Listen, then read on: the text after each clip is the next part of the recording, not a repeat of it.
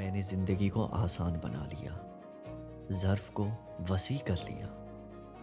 जो साथ चलता रहा उसको रोका नहीं, जो रुक गया उसे साथ चलने को नहीं कहा। शिकवे शिकायतें कम कर दी, जिसने हाथ बढ़ाया उसे थाम लिया, और जिसने दामन छुड़ाया उसे खुदा हाफिज कहा और वजह भी ना पूछी। लोगों से उम्मीदें लगाना छोड़ दी, मिलना जुलना कम कर दिया, ख्वाहिशें मुख्तसर हो गईं, और इस तरह ज़िंदगी आसान हो गई, आसान हो गई ज़िंदगी।